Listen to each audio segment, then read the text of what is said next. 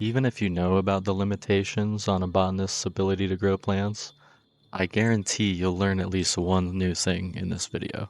I tested several grow methods over 7 days to find out which one actually works. This video is about real results, real limits, and the weird truths of weed math in Schedule 1. First, let's debunk the biggest myth here. Your botanist cannot care for 8 plants. I tested it. At best, they'll maintain 6 pots if they're moisture preserving with no additives. If you add any fertilizer or other growth boosters, that number will drop fast. Here's a time-lapse demonstration of exactly what I mean. You can see that if a botanist is working with no additives, they're actually only ever going to grow these 6 plants, and you can see these 2 plants on the left will never get touched. If we take a look at the fertilizer setup, it's the same story, but this time, the number is reduced to 5 plants. I tested this on another setup with PGR and fertilizer, and with this setup I found that primarily they would work 4 plants, but every once in a while they would hit that 5th plant, which means that if that shelf was maybe 1 or 2 tiles further away, it probably would only have time to work on 4 plants. At the air pot setup, you'll see that the botanist does in fact work on 6 plants, however, he spends a lot of time going back to water a second watering cycle for each one. So he ends up growing them in random orders with a lot of downtime. So because botanists can only work 21 hours a day, and the amount of additives that we use change how often the plants need cared for, this experiment is going to focus on realistic limits based on how the game's AI actually functions, not just math on paper from whatever comes from the game's code. I tested 4 different grow setups. All the way on the left, my first setup is 6 moisture preserving pots with no additives at all. My second setup, 5 moisture preserving pots with only fertilizer. My third setup is 4 moisture preserving pots with fertilizer and PGR. And my fourth and final setup is kind of an interesting one and pretty niche, but this is 2 air pots with fertilizer, PGR, and speed grow. You might look at this and think it's ridiculous, but I thought that it was kind of interesting because what this setup does is it will actually lock the botanist in place, just growing these 2 plants over and over with about a 1% downtime, so I wanted to see the results from this as well. So each of these setups was assigned to one botanist, and we tracked the real-world output in bricks for the full 7 days. We also factored in the cost of seeds, soil, and additives to see which setup is most efficient, not just by time, but by money and space. Now, I want to be respectful of your time, so we're not going to sit here and watch the entire experiment. That's why I've just put all these time lapses for you to watch while we go over this data. Essentially, my average daily results boiled down to this. In the first setup with 6 pots and no additives, we got 11.29 bricks per day on average. In the second setup with 5 pots and fertilizer, we averaged 8.86 bricks per day. And in the setup with 4 pots, fertilizer and PGR, we averaged 9.29 bricks per day. Finally, in the 2 air pot setup with all additives, we averaged 9.14 bricks per day. So despite expectations, the no additive setup consistently outproduced the others, not by theory, but by the real-world rhythms of Schedule 1's AI and grow mechanics. Now let's talk cash. At the end of our 7-day test, we took the total output from each setup and converted it into potential revenue. Here we're growing Granddaddy Perp, which by default sells for $44 per unit. If you have your customers addicted and with a high relationship level, in my personal save, I sell it at a rate of $70 per unit. So here's what that means for our total output in terms of dollars for each setup. Over the course of the week, the 6-pot setup put out 79 bricks with 4 extra units. That's 1,584 units, with a total sale value of $69,696, all the way up to $110,880 per week. The supply cost to maintain this, total for the week, was $2,310. That brings it to a cost of $1.46 per unit. 5-pot setup output 62 bricks plus 8 units over the week. That's 1,248 units, with a sale value ranging between $54,912 all the way up to $87,360 per week. The supply cost for the week was $2,975. That comes to a ratio of $2.38 per unit. The 4-pot setup with fertilizer and PGR output 65 bricks plus 16 units.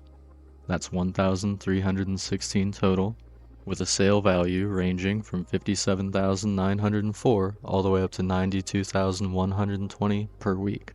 The total supply cost for this setup for the week was $3,220, which comes to an average of $2.45 per unit. The 2 air pot setup using all additives, interestingly, output 64 bricks with 8 extra units for a total of 1,288 units, with a total sale value of $56,672, ranging up to $90,160 per week. The total supply cost for the week was $2,030, which brings the cost per unit to $1.58 each. So depending on how you're growing your product, the difference is pretty massive. Each of these setups has a varying cost and output of value. There are a few things that I would like to touch base on with this that I think are pretty interesting. Number one is, if you're one of the people who likes to grow heavenly and you don't want to have just blue quality as we were growing here, and you're thinking, oh well, the fertilizer pots are better because they're going to save me time to get to heavenly, I would like to counter that and say, well, no, there's actually a way to get all of your weed to grow heavenly and you don't need to use fertilizer at all. It would actually be more efficient for you to use the 6 pots with no additives and put them directly on drying racks. And if you want to see that experiment, I'll show you that in another episode for sure. I also want to point out that the cost to grow per unit, obviously it was lowest with the 6 pots no additives, and the 6 pots no additives also had the highest output. That makes it kind of the clear winner in my opinion, but I do find it very interesting how the 2 air pots using all of the additives is actually quite close in cost to grow, being $1.58 compared to $1.46. Because that's basically a whole dollar cheaper than the other 2 setups using additives. And it also locks your botanist in place with almost 100% uptime. I would estimate maybe 98, 99% uptime. So I just find that to be an interesting option for people who maybe want to fit something in a smaller space. You know, you don't need as much space if you're only using 2 pots, so could be an interesting thing that has some potential in certain niche designs.